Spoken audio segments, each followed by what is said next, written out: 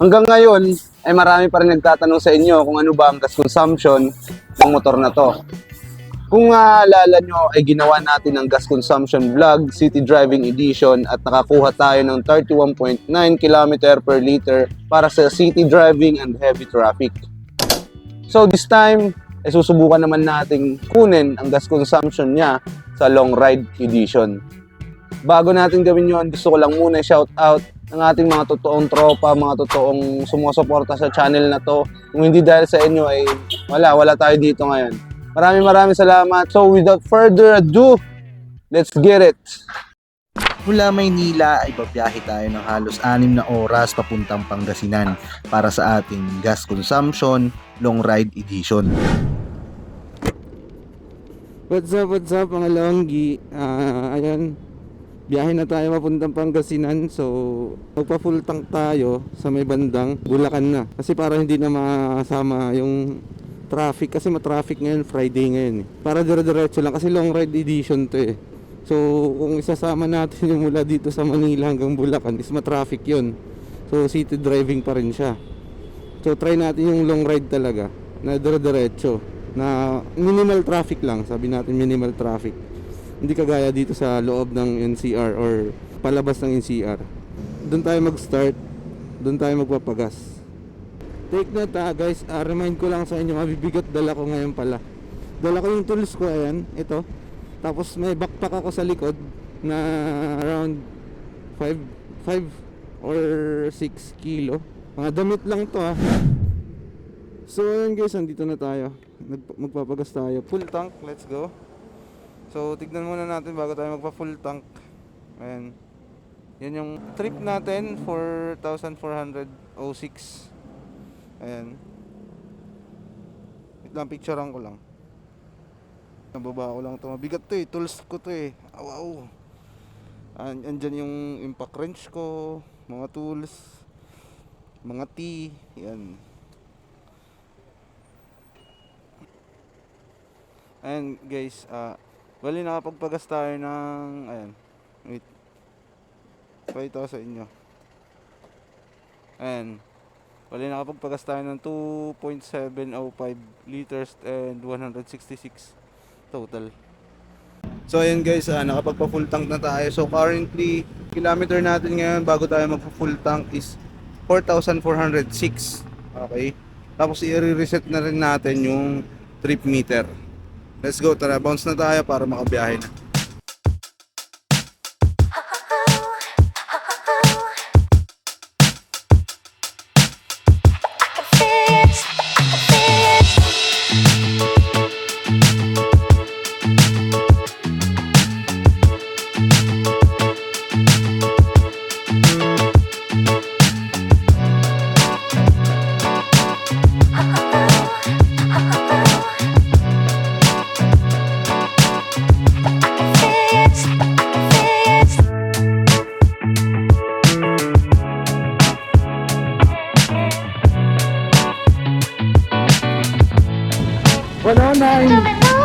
Noten 11 and 12 13 14 15.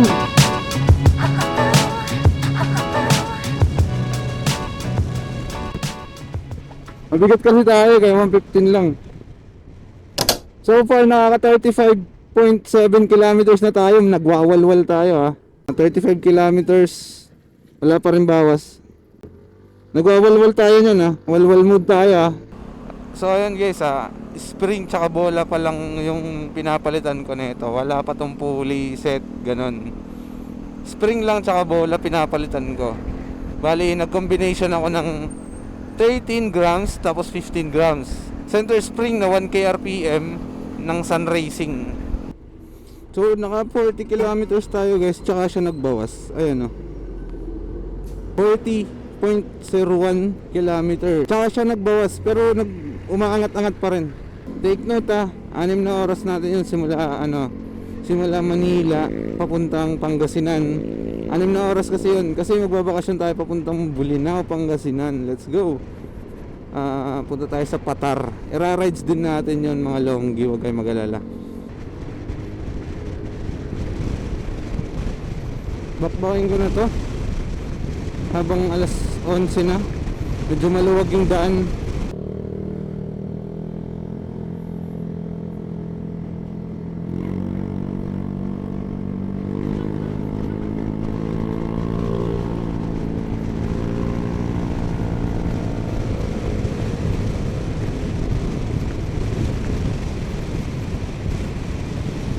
So yun mga longgi, linawin ko lang kung naaalala nyo ulit. Nagawa na natin ng gas consumption vlog, City Driving Edition, plus heavy traffic. So ngayon, ginagawa nating vlog is gas consumption, long ride edition. So this is the part 2 ng gas consumption natin. Since marami nagtatanong kung ano ba talaga yung konsumo ng motor na to sa long ride. Dahil city driving is nagawa na natin, sa long ride naman hindi natin nagawa. So yung ginawa ko is long ride to na may wall mode. Di ba? Yung bumibira tayo. Kagaya kanina, di ba? Nakita nyo naman 112, 115 and ganun takbo. Kung ano ba yung konsumo niya, para halo-halo. Yung parang normal na andar, 70, 60, 80, ganyan. Tapos biglang magwa 115, ganun. So bali, pagdating natin ng Kuyapo, Pangasinan, bali doon na tayo magpagas kung ano ba yung totoong gas consumption nito. Doon na natin makikita. Doon na tayo ulit magpa full tank. Ayan. So ayan guys, nabisihan na tayo guys. Nakaka 63.9 kilometers na tayo. 63.40 ay 64 64.1 kilometers. Update lang, nasa Gapan City na tayo. Basically, part 2 na to ng gas consumption natin. Alright? Bali nung una is city driving, tas ngayon is long ride edition. Kain muna tayo kasi nagugutom na ako eh. So guys, kain muna ako. So kita-kits na lang mamaya sa daan. Let's go. So ayan mga longgi, back to the ball game. Yeah, ball game talaga yun. Currently, di ko alam, nasa Gimba na ata tayo. Gimba to? Alam ko Gimba na to eh. Nakaka 134.4 kilometers na tayo simula nung nagpagas tayo dun sa may Bukawi, Bulacan. So ganun nakalayo yung nabiyahe natin mula Bukawi, Bulacan na nagpapultang tayo. 134 kilometers. Ayun. So Nueva Ecija to, Gimba ata. Barangay San Roque, Gimba. So ayan guys, Kuyapo na tayo. So Bandaron tayo magpapagas. Let's go. Ay, makikita na natin. So currently, nakakuha na tayo ng 146 kilometers simula doon na nagbiyahe tayo sa nagpagas tayo dun sa Bukawi, Bulacan. So ganun nakalayo ang binahe natin, 146 kilometers. Doon tayo magpapagas sa may bandang crossing ng Kuyapo and Balungaw. Ayan, para sakto lang. Doon tayo magpapapultang ulit. Tapos compute na tayo. Hey, excited ba kayo?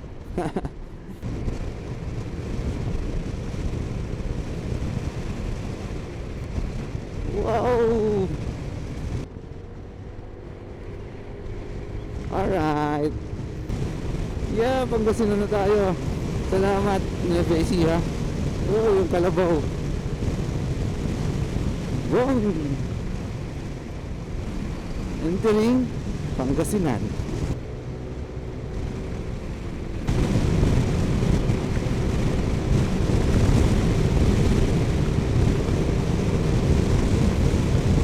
Oh yeah.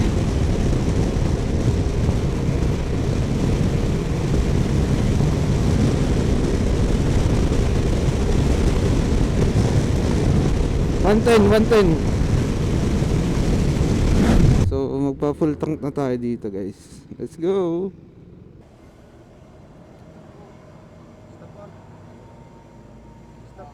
Sige pa. Sige pa. Sige pa. Sige pa po. Sige pa po. Oops. Nagsosobra kasi. Hanggang ano lang, hanggang lagpas lang ng bakal, boss. Ayan, yan, okay na yan. Okay na po. Sige lang po. Wait lang sir, picture ko lang. So ayan guys, nagpagas tayo ng 366 pesos. Yung pinagas natin ngayon is 6.32. Ayan. Opo. Long block mo to. Boss, long block mo to. Wait lang. Meron. Wait lang. Thank you po.